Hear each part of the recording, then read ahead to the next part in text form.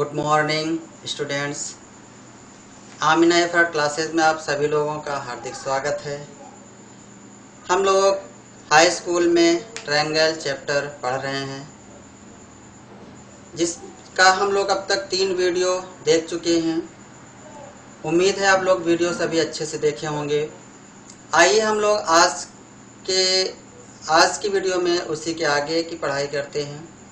हम लोगों ने यहाँ पर देखा था लास्ट वीडियो में आधारभूत आनुपातिकता प्रमेय, या इसी को हम लोग थेल्स प्रमेय के भी नाम से जानते हैं, या इसी को मूलभूत समानुपातिकता प्रमेय के नाम से भी इसको हम लोग जानते हैं। इसके बारे में हम लोगों ने लास्ट वीडियो में देखा था कि ये कैसे है। आइए एक सरसरी निगाह में इसको हम लोग फिर से एक बार देख लेते हैं। ये प्रमेय है। प्रमेय आपके बुक में 6.1 है। ओके, प्रमेय क्या है कि किसी त्रिभुज के किसी एक भुजा के समांतर कोई रेखा खींची जाए तो वह रेखा उन दो बिंदुओं, यानी त्रिभुज की एक भुजा ये हो गई, एक भुजा ये और एक भुजा ये हुई, तो एक भुजा के समांतर तो बची दो भुजाएं ये और ये। इन दो भुजाओं को जिन दो बिंदुओं पर प्रतिच्छेदित करती है कौन? वो समांतर रेखा। तो यह बिंदु इस त्रिभुज की ये जो दो भुजाएं हैं इनको समान अनुपात में विभाजित करती है। ये आपको प्रूफ करना है। तो ये हमें आपको देखना था। तो सबसे पहले देखते हैं दिया है क्या बोल रहा है। एक त्रिभुज ले लिया, त्रिभुज ABC नाम रख दिया ABC।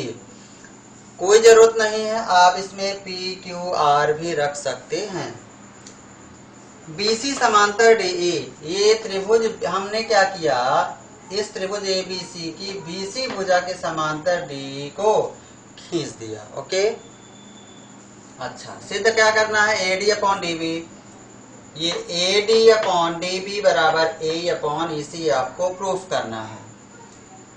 इसको प्रूफ करने के लिए हमें कुछ रचना करना पड़ गया, कंस्ट्रक्शन करना पड़ गया है। और देखिए क्या किया गया, इस B को E से मिला दिया गया है और इस C को D से मिला दिया गया है। ओके, और EF, ये EF लंब AB डाला गया है, इस AB पर लंब डाला गया EF। ओके, यानी यहाँ से भाई ये बिंदु हमें यहाँ पे अभी नहीं पता है, ई से ले जाना है, लेकिन इस पर 90 डिग्री होना चाहिए।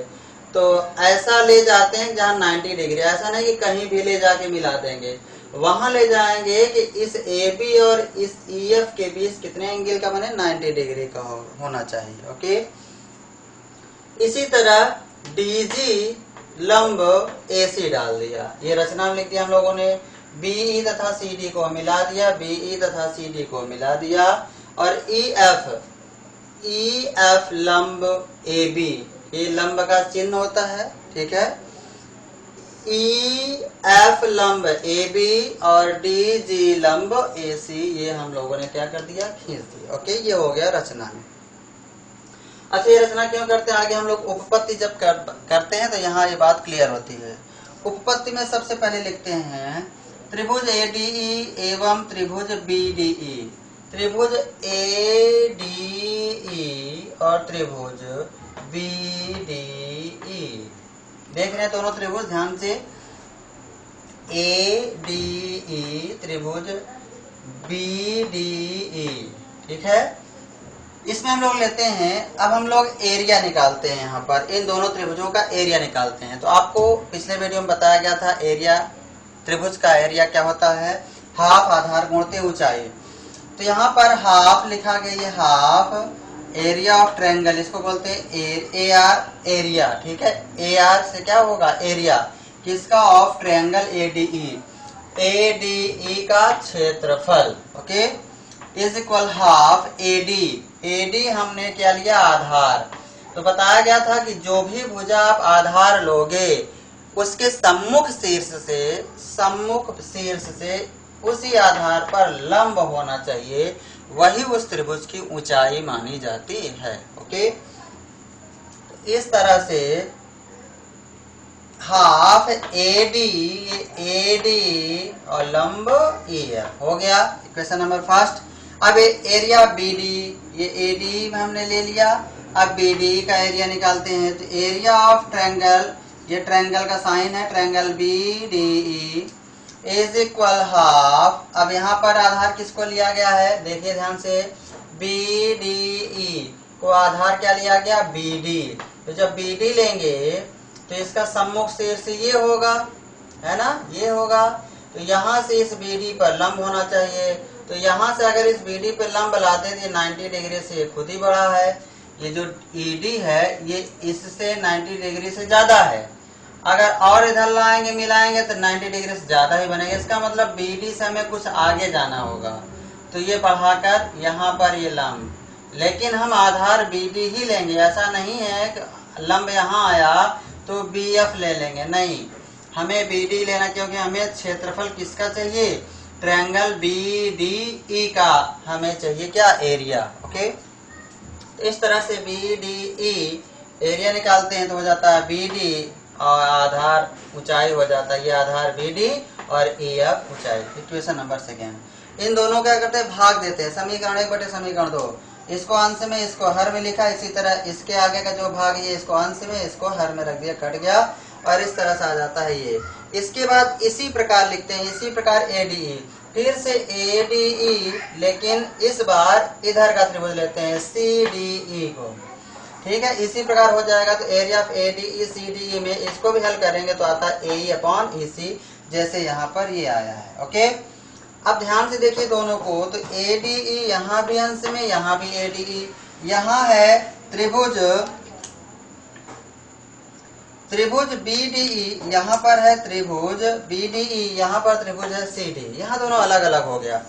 अंश इसका समीकरण 3 में अंश दोनों का समान है, एक तरफ का, हर अलग अलग है। अगर ये हर भी एक समान हो जाए तो ये पूरा इस पूरे के समान हो जाएगा, तो अपने आप ये और ये आपस में बराबर हो जाएंगे। ठीक, बराबर के जब एक पक्ष आपस में बराबर हो जाएंगे दो समीकरणों में, तो अगले पक्ष भी क्या होंगे, अपने आप एक दूसरे के बराबर हो जाते हैं। तो कैसे देखते हैं, त्रिभुज BDE का जो क्षेत्रफल है त्रिभुज CDE के क्षेत्रफल के बराबर होगा। कैसे, याद करिए कक्षा 9 में आपने पढ़ा था, कक्षा 9 में आपने पढ़ा था कि किसी त्रिभुज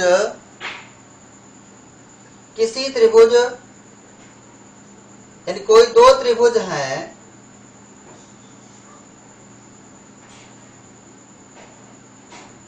याद करिए आप कक्षा 9 में आपको बताया गया था कि एक ही आधार और दो समांतर रेखाओं के बीच बने त्रिभुजों का क्षेत्रफल आपस में क्या होता है, बराबर होता है। तो देखिए ध्यान से, ये DE और BC एक दूसरे क्या है, समांतर है, ये दिया है आपको। ओके, और आप ध्यान से देखिए, तो इस त्रिभुज BDE को ध्यान से देखिए, तो ये DE इस त्रिभुज BDE की एक भुजा है, यस। और त्रिभुज CDE, इस त्रिभुज CDE की भी भुजा DE है, यस।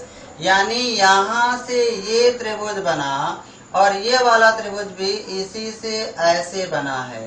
तो जब एक ही आधार और दो समांतर रेखाओं के बीच कितने भी त्रिभुज बन जाएं, उन सभी त्रिभुजों का जो क्षेत्रफल होता है वो आपस में बराबर होता है। ओके, तो बस इसी प्रमेय का यहाँ पे यूज कीजिए, वहाँ पे पढ़ाया गया आपको कक्षा 9 में, इसी का यूज करते हैं।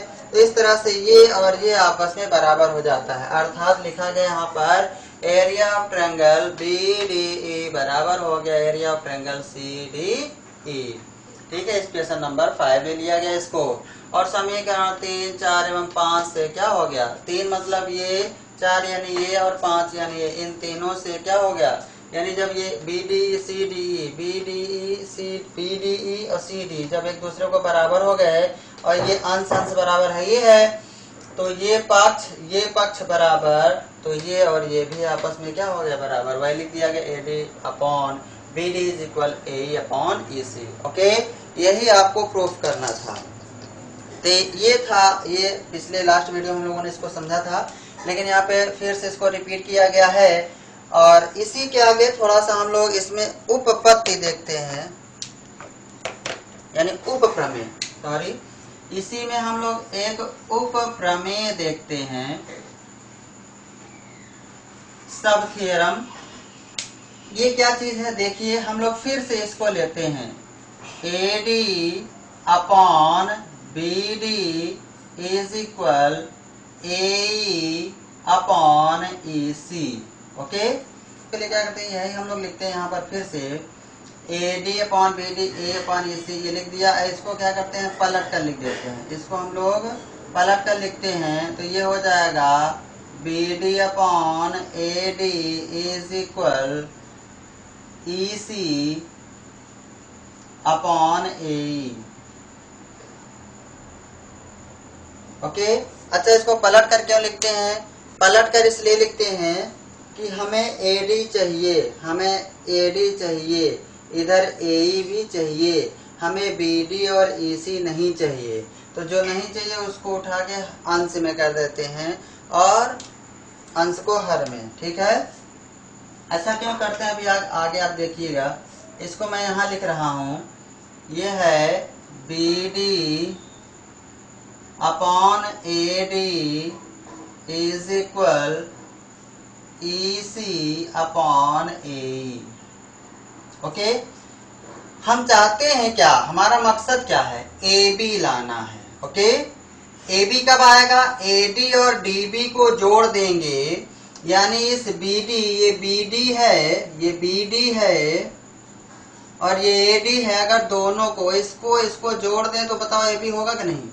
इधर आइए, EC है ये और AE है, इसको और इसको जोड़ दें तो AC मिल जाएगा। तो बस ठीक है, हमारा काम बनने वाला है। तो +1 इधर जोड़ देते हैं, +1 इधर, जो करेंगे दोनों पक्षों में सेम। अब यहाँ एलसीएम लेंगे तो ये आएगा AD, ये आ जाएगा BD और प्लस ये एलसीएम का ऊपर गुणा हो जाएगा तो AD इज इक्वल, यहाँ पर AE, यहाँ पर हो जाएगा EC प्लस AE। ओके, चलिए BD प्लस AD के स्थान पर क्या लिख सकते हैं, AB upon AD is equal EC upon AE के स्थान में क्या लिख सकते हैं, AC लिख सकते हैं, और ये आ गया आपका AE। ओके, फिर से इसको एक बार पलट के लिख देते हैं, तो ये हो जाता है AD upon AB is equal AE upon AC। इस तरह से आपका ये एक नया रिलेशन बन के आ जाता है। क्या बन के आ रहा है, AD upon AB AE upon AC। Okay, ये रिलेशन बनता है। इस रिलेशन का आगे हम लोग यूज करेंगे, यानी अगर इस तरह से कहीं बनता है AE, यानी एक त्रिभुज ABC है, किसी एक भुजा के समांतर कोई रेखा है, ओके, तो हम लोग डायरेक्ट इसको, जो दो त्रिभुज बनेंगे, एक इसके समांतर एक रेखा लिया तो दो त्रिभुज बना। वैसे त्रिभुज इसमें कई बन रहे हैं, लेकिन दो मेनली जो बन रहे हैं वो ADE और बड़ा वाला ABC। अगर इस छोटे त्रिभुज की छोटी ये भुजा और बड़े वाले त्रिभुज की इस भुजा में और इस भुजा में अगर रिलेशन दे दे तो आप डायरेक्टली इसका भी यूज कर सकते हैं।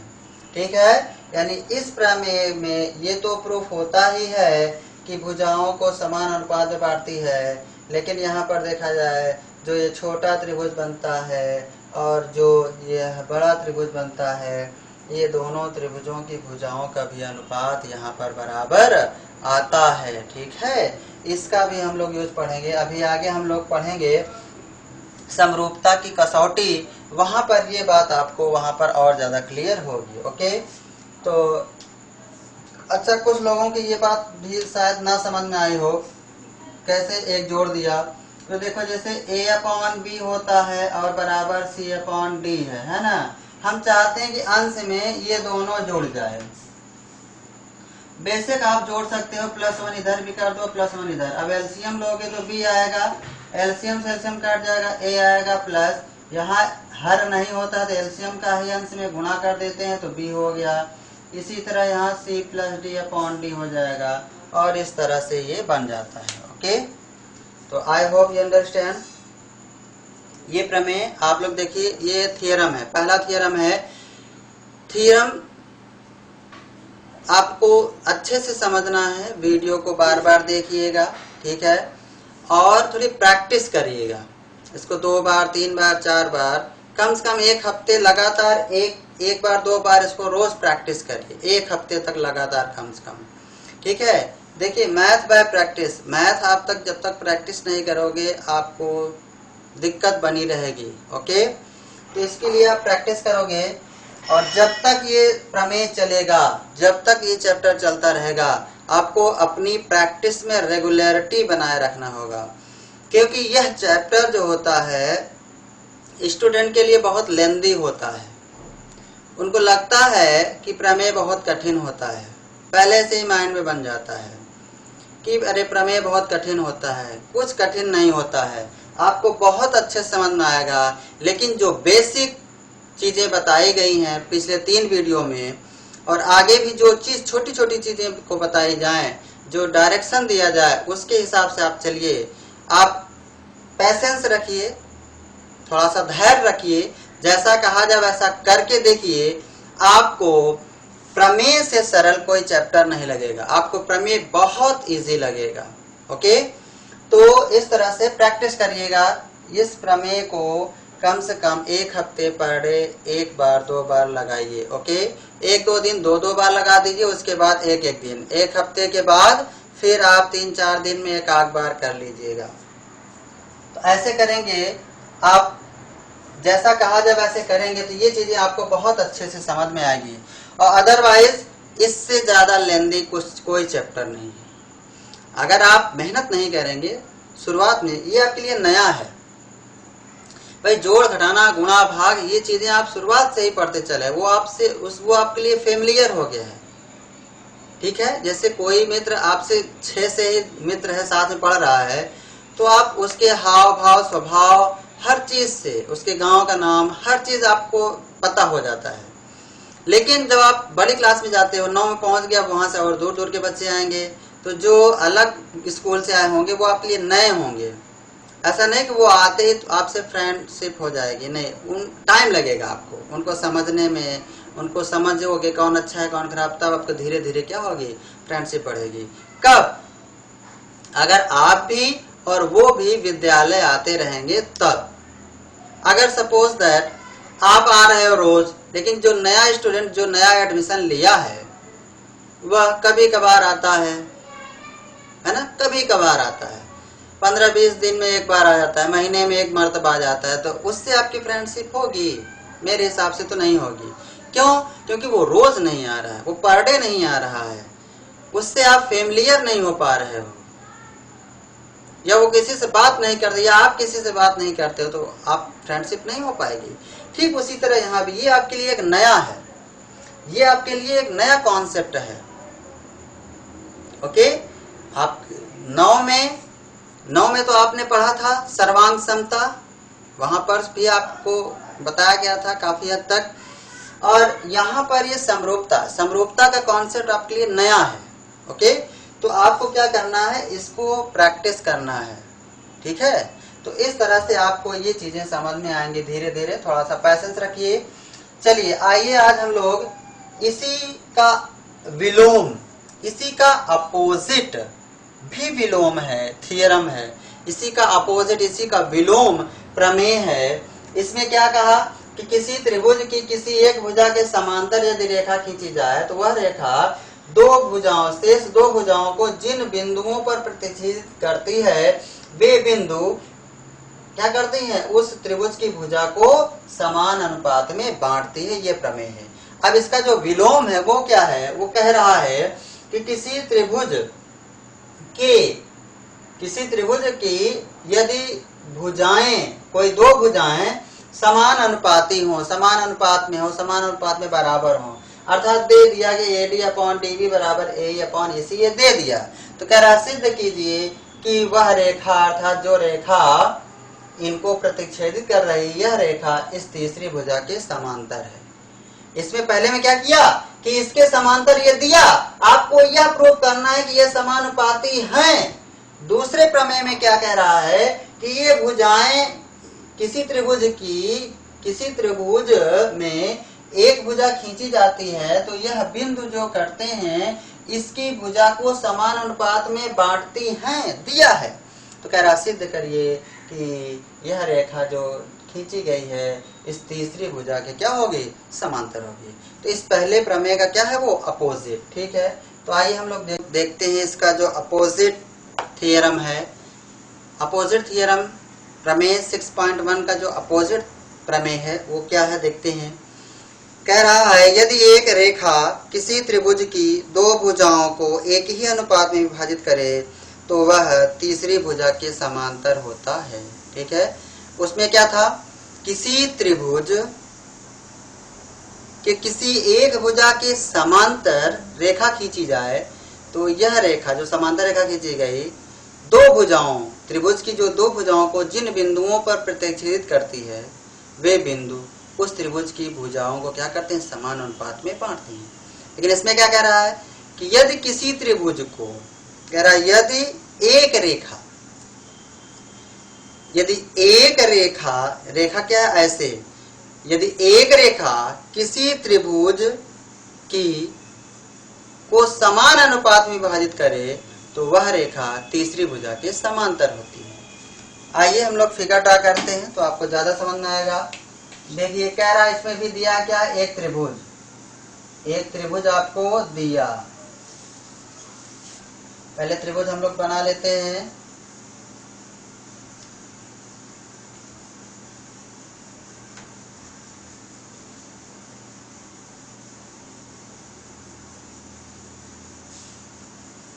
इस तरह से ओके। कह रहा है एक त्रिभुज, तो त्रिभुज हम लोगों ने बना लिया। अब कह रहा है यदि एक रेखा किसी त्रिभुज की दो भुजाओं को एक ही अनुपात में विभाजित करे, क्या करे, एक ही अनुपात में विभाजित करे। यदि एक रेखा किसी त्रिभुज की दो भुजाओं को, तो ये एक त्रिभुज है, कोई रेखा क्या है, ये एक रेखा है, ठीक है, ये कोई एक रेखा है, ले लेते हैं। ये कोई रेखा है, इसको, ये कोई रेखा है इस त्रिभुज को कि ये दो भुजाएं, ये भुजा और ये भुजा, ये भुजा और ये भुजा को समान अनुपात में विभाजित करती है। नाम दे देते हैं ए बी सी, ठीक है। यह रेखा, इसका भी नाम दे देते हैं, ये कोई रेखा है एल, ठीक है, ये कोई रेखा क्या है, एल। अच्छा, अब यह रेखा इस भुजाओं को डी और ई पर प्रतिच्छेदित करते हैं। तो क्या हुआ, दिया क्या है, दिया है, क्या दिया है, त्रिभुज ए बी सी में क्या दिया है, A D upon D B is equal A upon E C, ये आपको दिया है, ठीक है। ये क्या है, दिया है। कह रहा है साफ साफ कि यदि कोई रेखा किसी त्रिभुज की दो भुजाओं को समान अनुपात में विभाजित करे तो आगे, तो तीसरी भुजा के समांतर होती है वो रेखा, ओके। तो तीसरी भुजा के समांतर होती, ये आपको प्रूफ करना है, ये आपको सिद्ध करना है, सिद्ध करना है।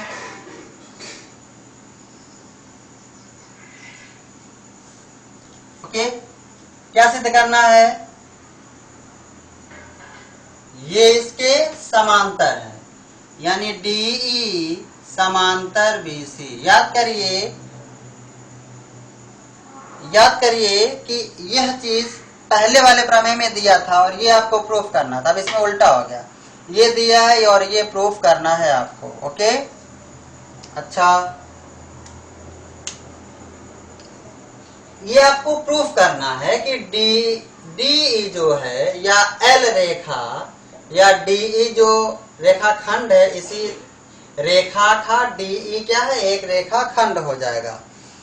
तो अब ये लाइन, रेखाखंड, किरण, ये चीजें आपको 9 में बहुत अच्छे से बताया गया था, वहां से आप लोग देख लीजिएगा। फिर भी अगर किसी को समस्या आएगी तो बताइएगा।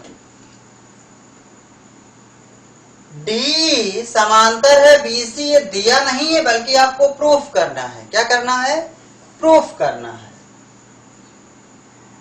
तो डी समांतर बीसी के आधार पर हम इसको प्रूफ नहीं कर सकते क्योंकि यही तो हमें सिद्ध करना है।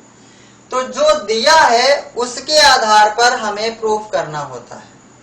क्वेश्चन में, प्रमेय में जो भी दिया होगा उसी के आधार पर या जो रचना करते हैं उसके आधार पर हमें प्रूफ करना होता है। क्या? जो सिद्ध करना है। ओके, तो जो सिद्ध करना है में रहेगा उसकी सहायता से हम प्रूफ नहीं करते क्योंकि वही चीज तो हमें लाना है। ओके, तो हम इसको नहीं ले सकते, यानी अभी हम यह नहीं कह सकते कि डीई समांतर है बीसी या एल समांतर है बीसी, अभी नहीं कह सकते, ये हमें प्रूफ करना है।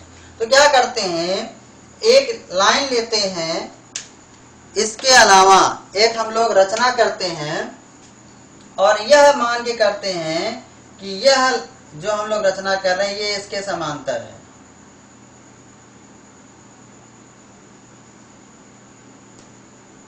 ठीक है, ये हम लोगों ने रचना कर दिया। क्या कर दिया? रचना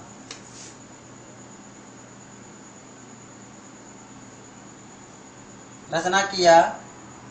डी ई, सॉरी ई यहां पर है, यहाँ एफ लेंगे। डी एफ समांतर बीसी। अब दिखने में तो नहीं लग रहा है, ठीक है, मान लेते हैं, रचना कर देते हैं, मान लेते हैं कि हमने क्या किया, डी एफ समांतर बीसी, ये हमने मान लिया, ये है।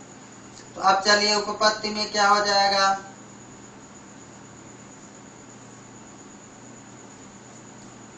चलिए अब हम लोगों ने क्या किया, त्रिभुज ए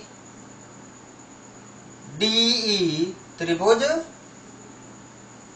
ए बी सी के समांतर ये हो गया।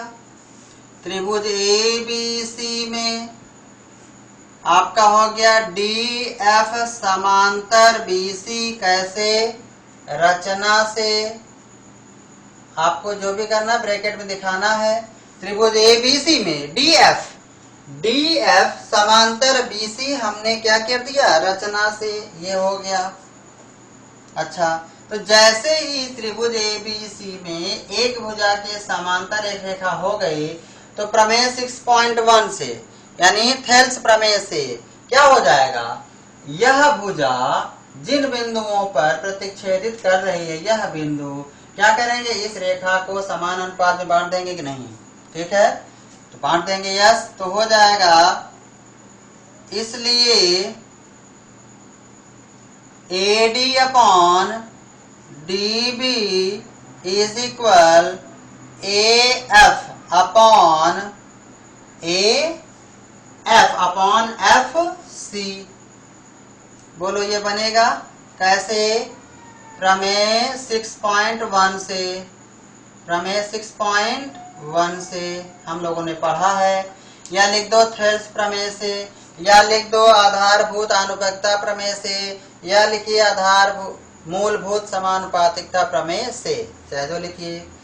अच्छा, अब आप देखिए AD upon DB AF upon FC आ गया प्रमेय 6.1 से।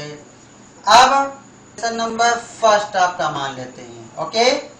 और दूसरा AD upon DB is equal AE upon AC। ध्यान से देखिए, ये होगा इक्वेशन नंबर सेकेंड ले लेते हैं। ये कहाँ से लिखा हम लोगों ने, ये दिया है, ये कहाँ से है, दिया है। फिर से देखिए, त्रिभुज एबीसी में हमने ये डीएफ समान ये लिया रचना से। तो जब रचना से ये लिया कि ये इसके समानांतर है, तो ये एडी और डीबी एफ अपॉन एफसी हो जाएगा। कैसे, प्रमेय 6.1 से। ओके, और ये एडी देखिए, एडी अपॉन डीबी और ए अपॉन ईसी ये दिया है, हम ले लिया समीकरण नंबर 2। ये कैसे लिखा हमने, ये इसको हमने कैसे लिख दिया, किस आधार पे, तो दिया है। ठीक है, प्रमेय में कोई भी चीज अपने से नहीं होती है, जो भी आपको लिखना है तो उसमें लॉजिक देना है कि आपने ये कैसे लिख दिया। तो चलिए अब समीकरण 1 और 2 को ध्यान से देखिए। AD upon DB, AD upon DB, इन दोनों समीकरणों का एक पक्ष बराबर है, तो बताइए अगला पक्ष क्या होगा, आपस बराबर होगा कि नहीं। तो समीकरण 1 एवं समीकरण 2 से क्या हो जाएगा, ये हो जाएगा आपका, ये आपस में बराबर हो जाएगा, यानी A F upon F C is equal A E upon E C.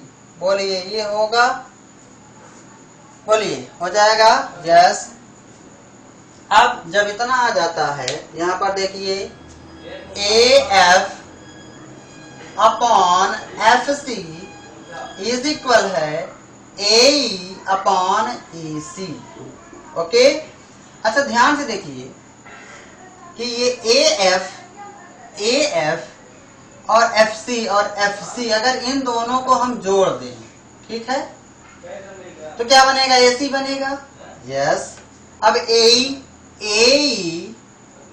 Upon E सी अगर इन दोनों को जोड़ दें तो ए सी बनेगा, यस।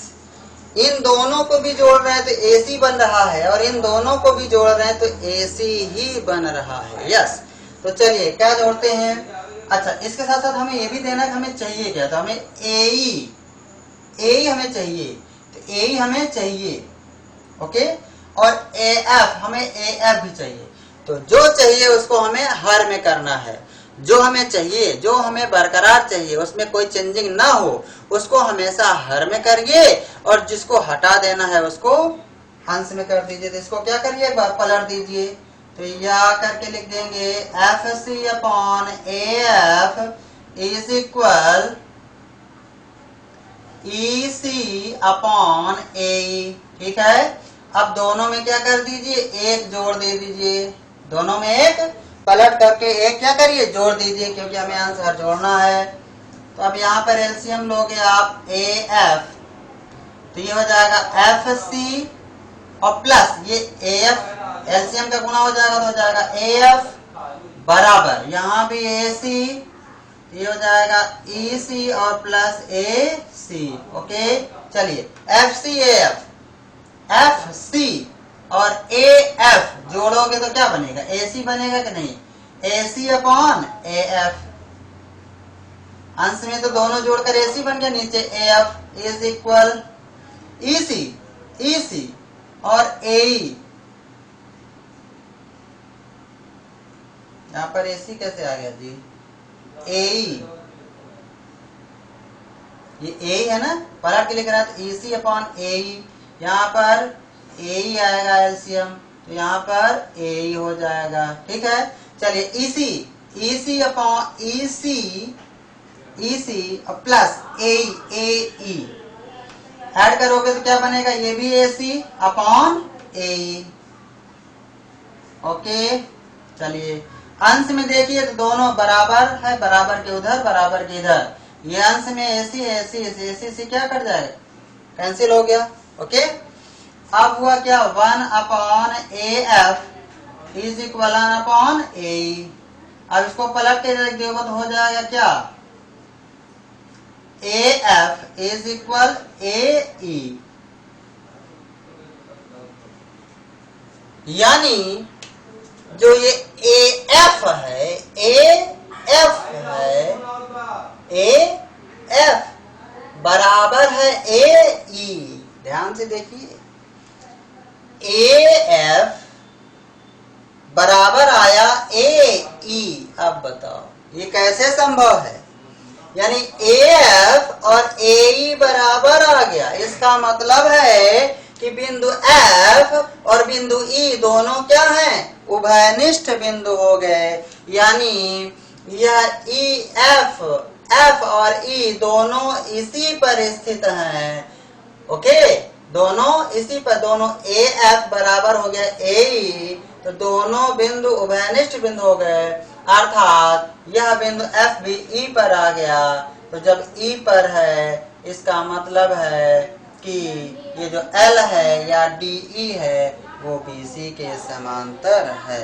ओके, यानी देखिए आपने रचना में दिया DF समांतर है। जब ये समांतर है, ठीक है, रचना से, और AF और AE बराबर आ गया, इसका मतलब ये दोनों बिंदु उभयनिष्ठ बिंदु हो गए।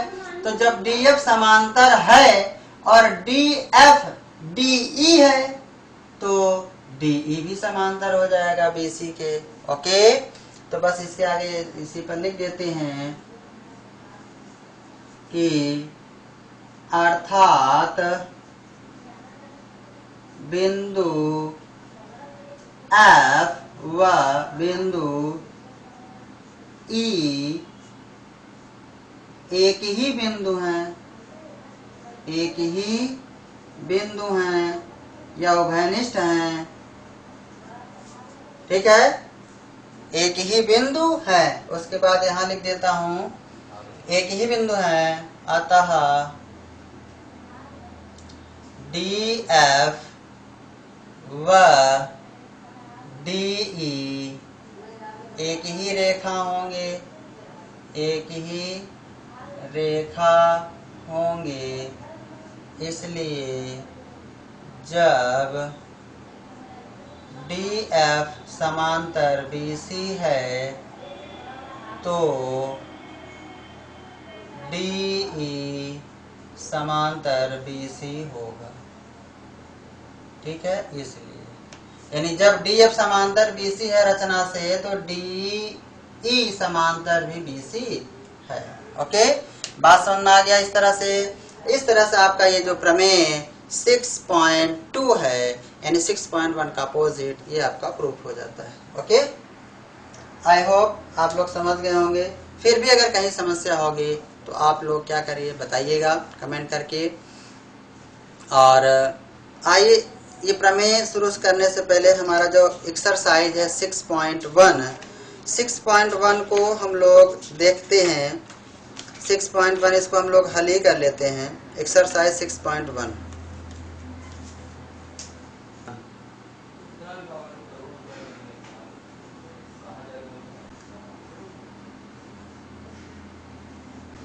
प्रश्नावली 6.1 त्रिभुज का है ये पार्ट। चलिए, कह रहा है कोष्ठकों में दिए शब्दों में से सही शब्दों का प्रयोग करते हुए रिक्त स्थानों को भरिए। फिल इन द ब्लैंक्स है। ओके, आइए देखते हैं। कह रहा सभी वृत्त होते हैं, आगे ब्रैकेट में दिया सर्वांगसम समरूप। कह रहा है सर्वांगसम होते हैं, समरूप होते हैं। देखिए, वृत्त के कॉन्सेप्ट में आपको बताया गया है कि सभी वृत्त क्या होते हैं, समरूप होते हैं। भैया ये वृत्त है, ये वृत्त है, ये वृत्त है, ये वृत्त है। सभी वृत्तों को अगर ध्यान से देखिए तो इनका जो शेप है, क्या है, शेप, जो शेप है यानी बनावट, वो एक जैसा है। लेकिन मेजर, माप, जो इसका मेजर है, मेजरमेंट जो है, जो हम लोग इसका मापेंगे, अर्थात इसको उठा के रखेंगे तो ये नीचे वाला पूरा पूरा ढकेगा नहीं, है ना। इसको उठा के रखेंगे तो ये तो ढक जाएगा, लेकिन इसको, इससे हम इसको ढकना चाहें तो ढकेगा नहीं। तो इस तरह से दोनों का शेप तो बनावट एक जैसा है, दोनों का शेप, बनावट एक जैसा है, लेकिन साइज की अगर बात करें, मेजर यानी इसको हम लोग बोल देते हैं साइज, अगर साइज की बात करें तो ये अलग अलग होता है। ठीक है, तो समरूप के लिए शेप एक होना चाहिए। ठीक है, साइज में छोटे बड़े हो जाए चलेगा, लेकिन शेप एक होना चाहिए। ओके, तो शेप होना चाहिए वृत्त की कंडीशन में। और आपको ये भी बताया गया है कि कोण संगत कोण और उनका क्या होना चाहिए, आकार सेम होना चाहिए, है ना। तो चलिए यहाँ हम लोग वृत्त की बात करते हैं। तो वृत्त में इसकी त्रिज्या कुछ है, मान लेते हैं 3 सेंटीमीटर, इसके 5 सेंटीमीटर, इसके 7 सेंटीमीटर, इसके है 10 सेंटीमीटर। तो त्रिज्याएं अलग अलग हैं, अलग अलग होने के बावजूद ये सभी क्या है, समरूप हैं, लेकिन सर्वांग सम नहीं है। अगर दोनों के सभी के त्रिज्याएं समान हो जाएंगी तब तो ये सब सर्वांग सम हो जाएंगे। सर्वांग सम का मतलब क्या होता है, सर्व अंग धन सम, सर्वांग सम। सर्व मतलब सभी, सर्व प्लस अंग प्लस सम, यानी ऐसी आकृतियां जिसके सभी अंग क्या हो, सम हो, समान हो, तो वो होता है सर्वांग सम। जबकि यहाँ पे समरूप में सम धन रूप, सम धन रूप, यानी रूप शेप सम हो, बराबर हो, रूप सेम हो, शेप सेम हो, साइज अलग अलग हो, कोई बात नहीं, रूप सम होना चाहिए। ओके, तो वो होता है समरूप। तो सभी वृत्त क्या होते हैं, समरूप होते हैं। ये बात यहाँ पे फिल इन द ब्लैंक्स में हो जाएगा। सभी वर्ग होते हैं, ये भी सभी वर्ग की बात कर दिया।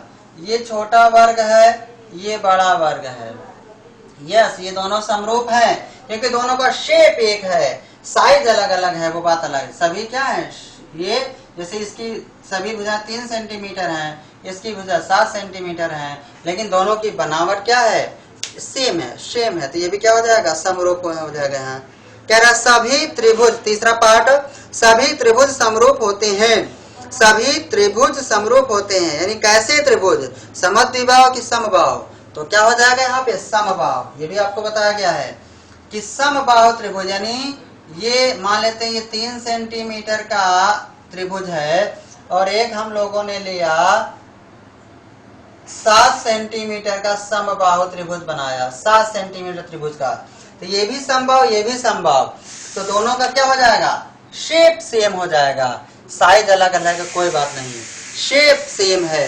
तो इस तरह से सभी समबाहु त्रिभुज क्या होते हैं, सभी समबाहु त्रिभुज समरूप होते हैं। तो यहाँ क्या हो जाएगा, समबाहु।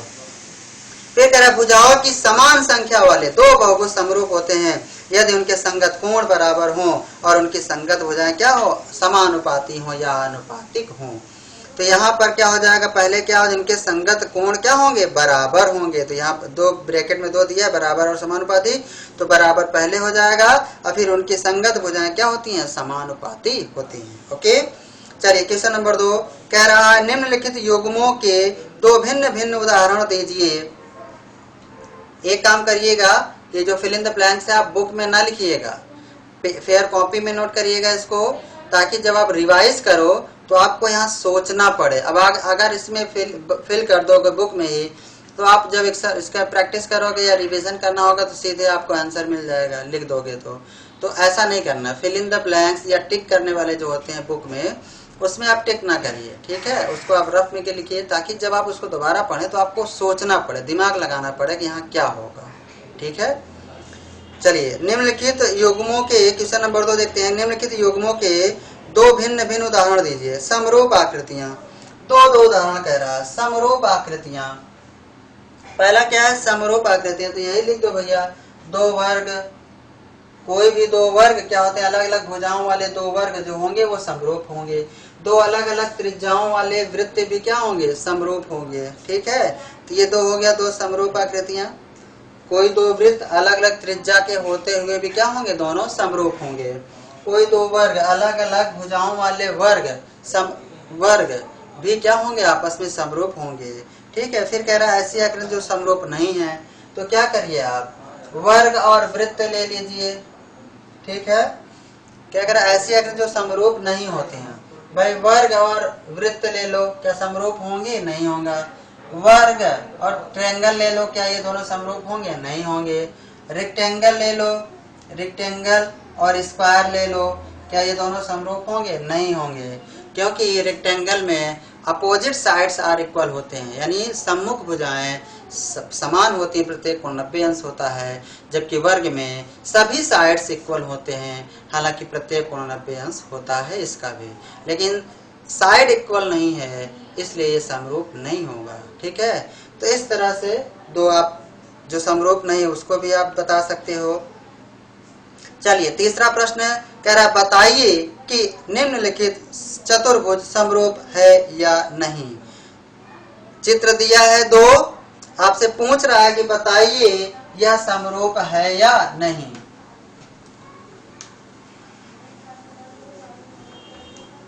ये सब ऐसे ओरली हो जाते हैं। अगर आपका कॉन्सेप्ट क्लियर है पिछले तीनों वीडियो में तो आपको ये सब बताने में कोई भी समस्या नहीं होगी। अगर समस्या हो रही है तो आप इसके पीछे के तीनों वीडियो आप क्या करिए, देख लीजिए प्लेलिस्ट में जा करके। आप लोग चैनल को सब्सक्राइब, बहुत से लोग चैनल को सब्सक्राइब अभी नहीं किए हैं। मैं सभी कक्षा 10 और कक्षा 9 के विद्यार्थियों से ये कहना चाहूँगा कि आप लोग चैनल को सब्सक्राइब कर लीजिए। वीडियो पसंद आया करे तो लाइक भी करिए और शेयर भी करिए, जितना मर्जी हो उतना शेयर करिए। ओके, चलिए क्वेश्चन नंबर 3 कह रहा है निम्नलिखित चतुर्भुज समरूप है या नहीं। देखिए ध्यान से देखिए, तो एक इस तरह से दिया है, एक वर्ग दिया है ना, एक वर्ग दिया 3 सेंटीमीटर 3 सेंटीमीटर 3 सेंटीमीटर और 3 सेंटीमीटर, और यहाँ इस तरह से बनाया, इसका मतलब 90 डिग्री है, अर्थात यह क्या स्क्वायर है, ये एक वर्ग है। ठीक है, और अगला दिया पी क्यू आर, ये ए बी सी डी, ये ए बी सी डी, और अगला दिया है कुछ इस तरह से बनाया है ना, पी क्यू आर एस, ये दिया 1.5 सेंटीमीटर 1.5 सेंटीमीटर 1.5 सेंटीमीटर, और ये भी 1.5 सेंटीमीटर। ठीक है, ध्यान दीजिए यहाँ इस तरह से नहीं बनाया है, अर्थात यहाँ 90 डिग्री नहीं है। तो आप ध्यान दीजिए समरूप के लिए क्या है प्रतिबंध कह रहा है, जैसे इसके पहले ही था कि भुजाओं की समान संख्या वाले दो बहुभुज, भुजाओं की समान संख्या वाले दो बहुभुज समरूप होते हैं यदि और केवल यदि उनके संगत कोण बराबर हों और संगत भुजाएं आनुपातिक हों। तो यहाँ पर देखिए कि इसका संगत कोण, ये संगत कोण भी आप देखिए P है, इसका संगत कोण A, बताइए 90 अंश है 90 अंश नहीं, तो बराबर नहीं है। इसका Q तो इसका B बराबर नहीं है, इसका C तो इसका R बराबर नहीं है, इसका D तो इसका S बराबर नहीं है। संगत कोण बराबर नहीं है तो ये दोनों समरूप नहीं है, दोनों होना चाहिए। ओके, समान भुजाओं वाले, समान भुजा मतलब 4 भुजाएं इसमें भी है 4 भुजाएं इसमें भी है। अब ऐसा नहीं कि आप त्रिभुज और चतुर्भुज में बताने लगोगे समरूप, वहां तो बिना कुछ कहे लिख दोगे कि ये समरूप नहीं है। तो समान भुजाओं वाले बहुभुज जो होते हैं उनके संगत कोण भी बराबर होने चाहिए और संगत भुजाएं आनुपातिक होनी चाहिए या समानुपाती होना चाहिए, या उनकी भुजाओं का अनुपात आपस में बराबर होना चाहिए। अच्छा, ये देखते हैं संगत भुजाएं, ये पी क्यू लेते हैं, अब अपन इसका संगत हो जाएगा ए बी, अनुपात ही कह रहा है ना, अनुपात का मतलब अंश और हर, अंश बटे हर। तो चलो ये है 1.5 और बटे यहाँ है 3, तो ये 1.5 मतलब 1.5, तो 1.5 दुनैया क्या होगा 3, अर्थात 1/2, 1.5 दुनैया क्या होगा 3 होगा कि नहीं। अच्छा, अब अगला ले लेते हैं हम लोग क्यू आर, यहाँ पर क्यू आर लेते हैं तो यहाँ क्या लेंगे BC, Q R upon BC, Q R भी 1.5 और बटे 3, 1.5 दुनैया यानी 1/2। इस तरह से आप देखोगे तो ये SR, ये CD, ये भी आएगा 2, 1/2 1/2। सब अगर आप ध्यान से देखो कि इनका अनुपात तो बराबर आ रहा है, कितना आ रहा है 1/2 1/2। इसी तरह इसका निकालोगे तो 1/2, इसका और इसका निकालोगे तो 1/2। भुजाओं का अनुपात तो बराबर आ रहा है लेकिन इनके संगत कोण आपस में बराबर नहीं है, दोनों इक्वल होना चाहिए। संगत भुजाओं का अनुपात भी समान होना चाहिए और संगत कोण भी समान होने चाहिए। ठीक है, अतः यह क्या होगा, दोनों समरूप नहीं है। कारण क्या दिखाओगे आप, क्योंकि इनके संगत कोण परस्पर बराबर नहीं है, अतः यह दोनों त्रिभुज समरूप ये दोनों चतुर्भुज समरूप नहीं है। इनकी संगत भुजाएं तो आनुपातिक है, ऐसे निकाल के दिखा दीजिए। इनकी संगत भुजाएं तो आनुपातिक है, ऐसे निकाल लीजिए सभी। AB upon PQ upon AB, QR upon BC। इसी प्रकार SR या RS, यहाँ पर RS अपॉन क्या हो जाएगा, CD इज इक्वल 1.5/3, 1.5 दुनिया यानी 1/3, और फिर हो जाएगा PS या SP upon DA is equal हो जाएगा 1.5/3 यानी 2 यानी 1/2। इस तरह से आप लिख दोगे। स्पष्ट है कि भुजाएं समानुपाती हैं, परंतु संगत कोण समान नहीं है या बराबर नहीं है। इसलिए चतुर्भुज PQRS समरूप नहीं है चतुर्भुज ABCD। ओके, देखिए ये होता है साइन 9 में आपने पढ़ा था। ये इस तरह से सर्वांग सम है और ये सर्वांग सम नहीं है। इसी तरह ये समरूप है, ऐसे कर दोगे तो समरूप नहीं है। ओके, तो यहाँ पे लिख दिया गया कि ये क्या है, चतुर्भुज। ये चतुर्भुज का साइन है।